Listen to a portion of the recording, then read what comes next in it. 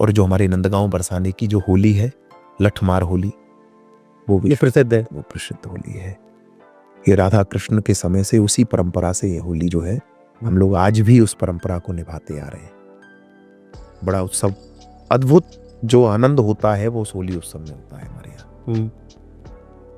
अष्टमी के दिन तो और सब जगह जो होली होती है वो पूर्णमासी को, उससे 6 दिन पहले, वैसे अब होली तो हमारे ब्रज में वसंत पंचमी से ही शुरू हो जाती है। जगत होरी ब्रज होरा और ऐसो ये देश निगोरा, पर 40 दिन होली ब्रज में होती है हमारे यहाँ। फिर भी जो शुरुआत होती है वो अष्टमी के दिन बरसाना से सखियां आती हैं हमारे नंदगांव में निमंत्रण देने के लिए ठाकुर जी को, होली के लिए बाकायदा गुलाल लेके, मटकी लेके, नाचते गाते हुए सब आते हैं। तो ठाकुर जी को न्योता देने के लिए हमें कि लाला कल हमारे यहाँ होली खेलवे आओ। तो जब यहाँ ब्रजगोपी नंदगांव में आती हैं तो उनका बड़ा स्वागत सम्मान किया जाता है, बहुत सुंदर अद्भुत आनंद होता है। उसके बाद में जब ठाकुर जी उस न्योते को स्वीकार कर लेते हैं, उसके बाद में बरसाना में शाम को संध्या काल में जाकर के जब सखियां वहां पहुंचती हैं तो पूरे बरसाने में जब ये बात फैलती है कि भाई लाला ने न्योतो स्वीकार कर लियो है और कल हमारे यहाँ होली खेलवे आवेगो, तो फिर मिठाइयों की होली हो जाते लड्डू होली के। अच्छा, अष्टमी के दिन। फिर नवमी के दिन हम लोग बरसाना जाते हैं, ठाकुर जी को ध्वजा स्वरूप में लेकर के नंदगांव में पहले चौपाई, जैसे ब्याह बार शादी होती है तो घुड़चड़ी होती है ना, पहले अपने घर से घुड़चड़ी करते हैं जी, ऐसे हमारे यहाँ उसी भाव से पहले ठाकुर जी को लेकर के अपने गांव में पहले हमारे यहाँ चौपाई निकलती है पूरे नंदगांव में। उसके बाद में फिर जब सब अपनी अपनी ढालों को सजा सजा करके सब उसको लेकर के सब मंदिर तक आते हैं कि लाला चल चल बरसाने खेले होरी चल बरसाने, तो फिर सब लोग पैदल नंदगांव से बरसाना के लिए जाते हैं, वहाँ बड़ा अद्भुत आनंद होता है। फिर दशमी के दिन उसका भी एक भाव है कि जब ठाकुर जी होली खेलने के लिए बरसाना गए तो होली खेल के जब चल दिए तो सखियां बोली लाला होली तो खेल लिए, हमारा फगुआ कहाँ है? कि जो लाला घर जानो चाहो तो होली को फगुआ लाओ।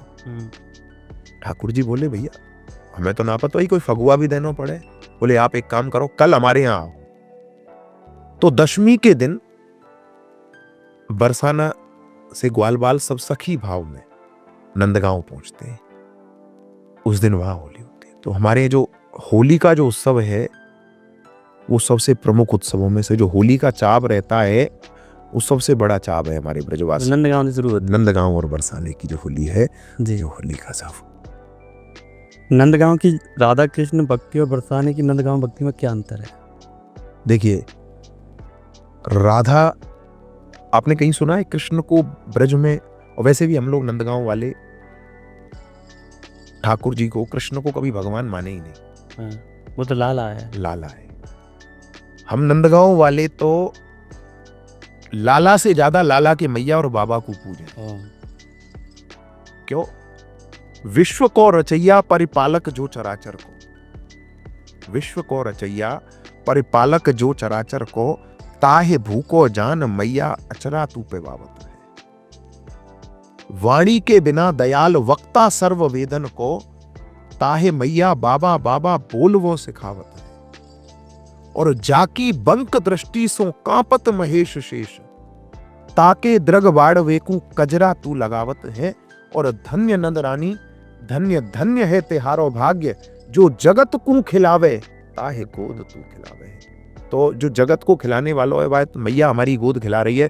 तो हमें तो अगर कोई बात हो तो हम तो मैया बाबा ते कहें मैया, या के काने पकड़ और या ते कहे कोई बात नहीं है। अब आपने पढ़ी राधा कृष्ण की भक्ति में, राधा जो राधा रानी है और ठाकुर जी जो है वो ग्वारिया ठाकुर है हमारा, ठीक है जी। बरसाना से जो राधा रानी है वो पात्रता देती है, बिना राधा रानी की कृपा के आना तो बहुत दूर की बात है, सोचना भी संभव नहीं है। अच्छा, ब्रज के बारे में तो इस चीज का फैसला कौन करेगा?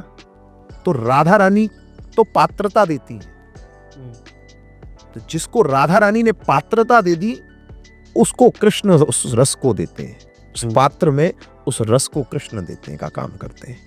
तो ये अंतर, ये दोनों अंतर है।